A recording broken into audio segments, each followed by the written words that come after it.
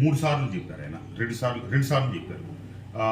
గతంలో ఒకసారి చెప్పారు. అప్పుడే నేను బయటకు వచ్చి నేను ఎవరిని నన్ను ఏమైతే వ్యక్తిగతంగా దూషించిన వ్యక్తులు ఉన్నారో వారినే దూషించాను తప్పితే నన్ను లేనిపోని అన్ని ఆపాదించి మాట్లాడిన వాళ్ళతో నేను మాట్లాడాను తప్పితే ఇక వేరే ఎవరు నేను మాట్లాడలేదు.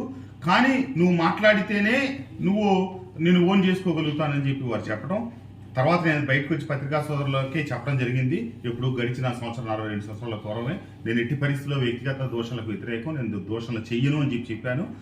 మొన్న చివరిగా ముఖ్యమంత్రి గారిని కలిసినప్పుడు నా అభ్యర్థిత్వాన్ని ఖరారు చేస్తా, వారు నీకే టికెట్, నువ్వు వెళ్ళి పనిచేయి, కానీ నేను నిన్ను ఓన్ చేసుకోవాలంటే రాబోయే రోజుల్లో శాసనసభ్యులుగా, పార్లమెంట్ సభ్యులుగా టికెట్లు ఇవ్వాలంటే ఎవరైతే చంద్రబాబు నాయుడిని, లోకేష్ని తిడితేనే, గట్టిగా మాట్లాడితేనే టికెట్లు ఇస్తానని చెప్పి వారు చెప్పడం, అది నాకు తీవ్రమైనటువంటి నాలో ఒక నిరుత్సాహాన్ని కలిగించింది. ఆ రకమైనటువంటి మాటలు దానికి నేను ఇష్టపడక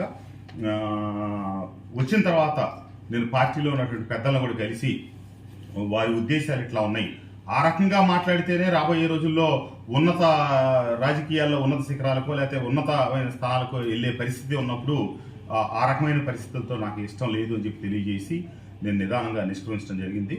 నాకు ఒకటే అనిపించింది, అక్కడ ఆ గట్టునుంటావా లేకపోతే ఈ గట్టునుంటావా అనే క్రమంలో వీళ్ళని తిట్టు వాళ్ళని తిట్టు అని చెప్పి ఏ సామాజిక వర్గం వాళ్ళని, ఆ సామాజిక వర్గం వాళ్ళని కానీ లేకపోతే పై స్థాయి నాయకుల్ని కానీ తిట్టించి తర్వాత ఆ పార్టీలో కనుక ఇష్టమైనంతకాలం ఉంచుకోవటం, ఇష్టం లేకపోతే వాళ్ళు ఎందుకు పనికి రాకుండా సమాజంలో దేనికి పనికిరాని వ్యక్తులుగా తయారు చేయటమే వైఎస్ఆర్ కాంగ్రెస్ పార్టీలో లక్ష్యమేమో అని నాకు అనిపించింది.